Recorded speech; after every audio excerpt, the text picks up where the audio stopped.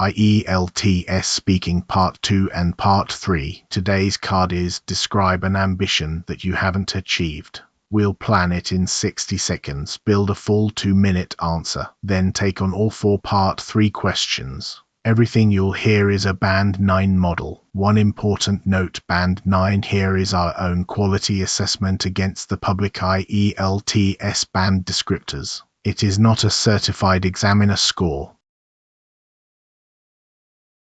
Here is the card exactly as it is printed. Describe an ambition that you haven't achieved. You should say what it is, why you haven't achieved it, and what you did, and explain how you felt about it.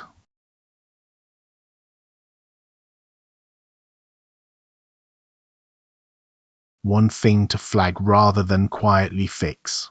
The third bullet on this sheet just says what you did.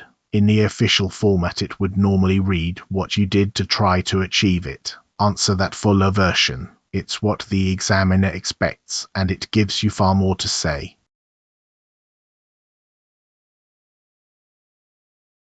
Quick reminder of how Part 2 runs. You get 1 minute with paper and a pencil to make notes. Then you speak alone for 1 to 2 minutes, and the examiner will not help you or interrupt. All 4 criteria carry equal weight. And remember, drying up at 50 seconds costs you much more than one imperfect sentence ever will.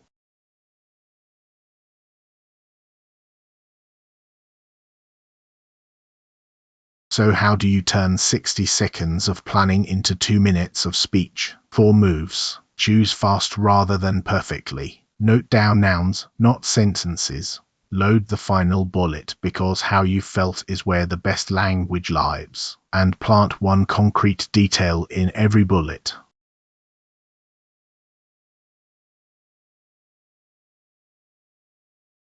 This is what my note paper actually looked like. 4 columns, 12 fragments, nothing more. Commercial pilot since age 11, uncle's 4-seater. Cost, no loans, father ill, cadet scheme twice, saved 3 years, theory and medical, 15 flying hours. Then flawed, now bittersweet. That is a complete plan.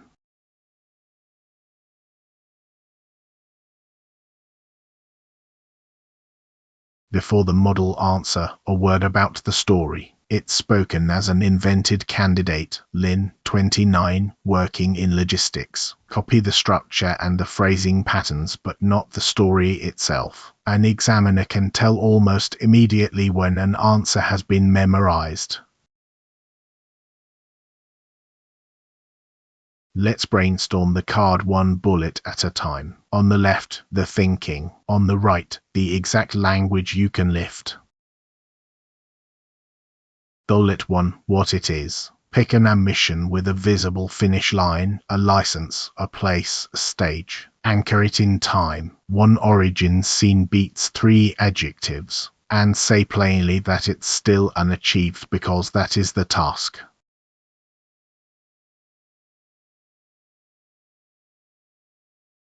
Bullet 2, why you haven't achieved it. Name 1 main obstacle and 1 secondary one, not 5.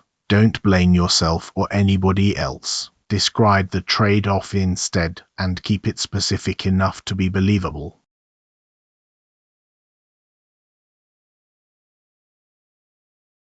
Bullet 3, what you did to try to achieve it. 3 concrete actions in rough time order. Include 1 thing you got through and 1 thing you failed, because that reads as true. Numbers do the heavy lifting here. Then finish on how close you came.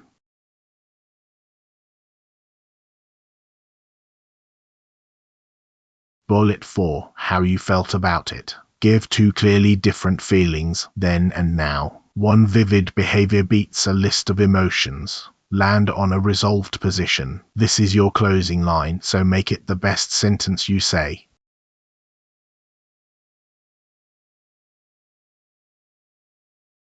Here is the full Band 9 answer, in the 4 chunks the bullets give you. Listen for the concrete details and for the change of feeling at the end.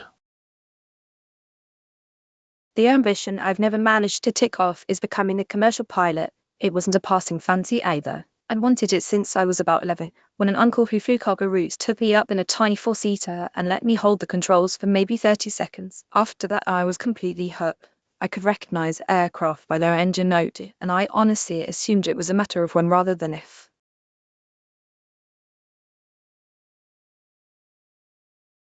What stopped me in the end was money rather than motivation. Flight training here runs into tens of thousands of dollars, and there's no realistic student loan for it.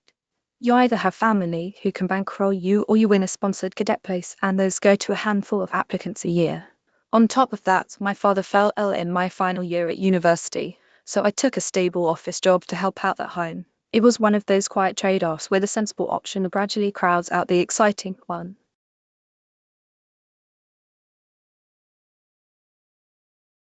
I didn't give it up without a fight, though. I saved obsessively for about 3 years, passed the theory papers for a private license, and got through the Class 1 medical, which is a hurdle that eliminates a lot of people. I logged roughly 15 hours of real flying time before the numbers stopped adding up. And I applied twice for a cadet scheme. I reached the final assessment day on the second attempt and missed out by what the letter called a very narrow margin.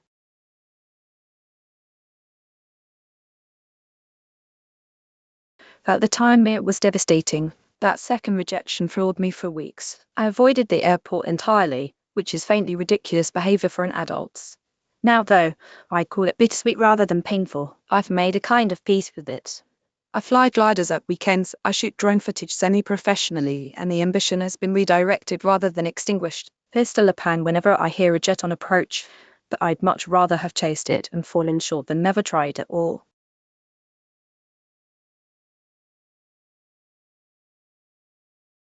There's the whole answer on one screen, so you can see the shape of it. 4 blocks, roughly 25 to 30 seconds each. Pause the video here if you want to read it through.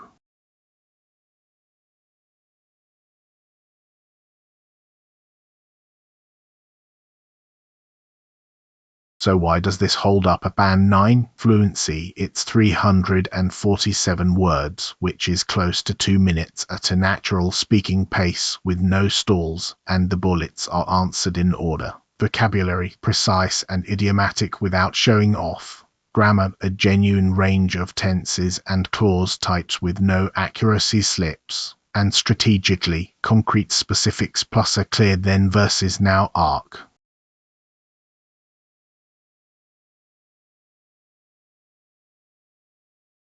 Now part 3, which is a completely different game. Part 2 was your story. Part 3 is the wider issue. Abstract, opinion-led, 4 to 5 minutes of back and forth. Shape each answer as position, because, example or contrast. Short qualifier, 30 to 50 seconds each. And whatever you do, don't retell your part 2 story.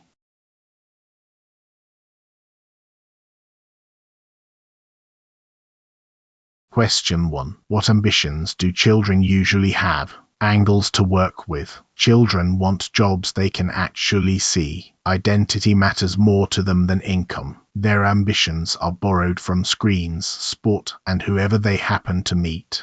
And they change constantly, which is healthy exploration rather than flakiness.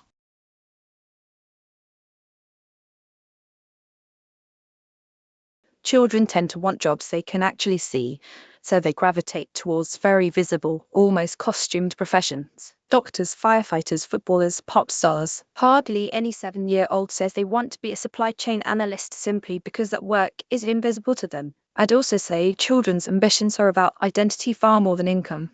A child imagines being admired or being useful, not being well paid. And they shift constantly. 3 different futures in a month is fairly normal, which I think is healthy exploration rather than flakiness, because at their age there's no cost to changing your mind.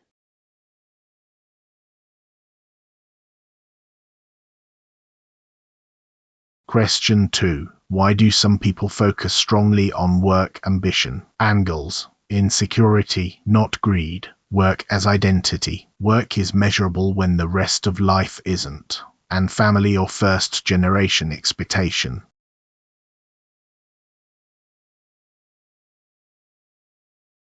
I think a lot of it comes down to insecurity rather than greed.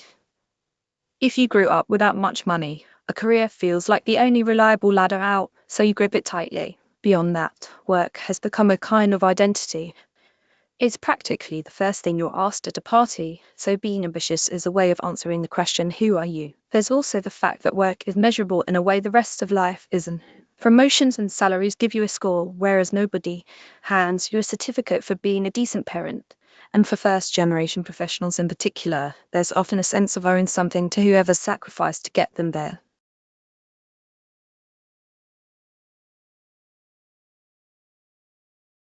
Question 3. Why don't some people have dreams? Angles. Scarcity, because planning ahead is a luxury. Learned discouragement after repeated knockbacks.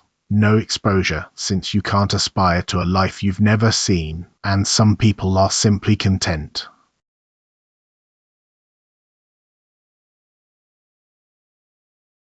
Several reasons, and I'd resist treating it as a character flaw. The biggest one is scarcity. If you're working 2 jobs to cover rent, thinking 5 years ahead is a luxury you can't afford, so the horizon shrinks to the end of the month. Then there's learned discouragement. People who have been knocked back enough times quietly stop wanting things, because not hoping hurts less than hoping and failing. Exposure matters too. You can't really aspire to a life you've never seen anyone live. And honestly, some people just aren't wired that way. They're content, they live in the present, and I don't think a person without a 5-year plan is somehow unfinished.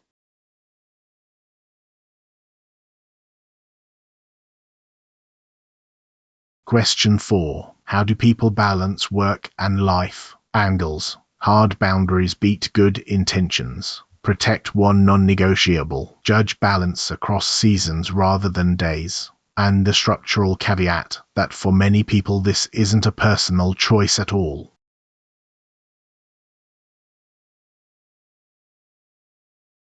The people who manage it well tend to rely on hard boundaries rather than good intentions. A fixed finish time, notifications of after 8, some ritual that marks the end of the working day. Because willpower on its own collapses by Thursday. Another thing that seems to work is protecting one non-negotiable, a class of family dinner a Saturday morning, instead of trying to ration every hour equally.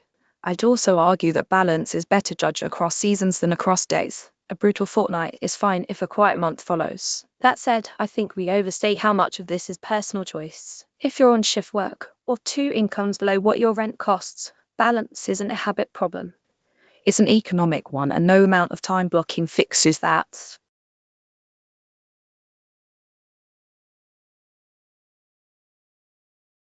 Here's the part 2 language bank. Naming the ambition, explaining the failure, describing the effort and feelings then and now. Screenshot this one.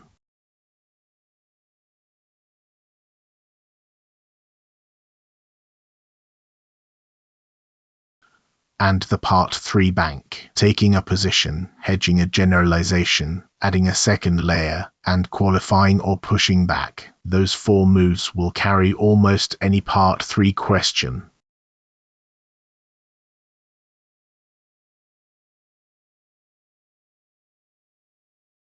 A word on what band 9 actually means. Fluency, effortless speech where you hesitate for content rather than for language. Vocabulary, full flexibility and precise, natural idiom. Grammar, a full range used naturally, accurate apart from the kind of slips native speakers make. Pronunciation, effortless to understand throughout. And the caveat again, this is our own assessment against the published descriptors. It is not a certified examiner score, and no video can award you a band.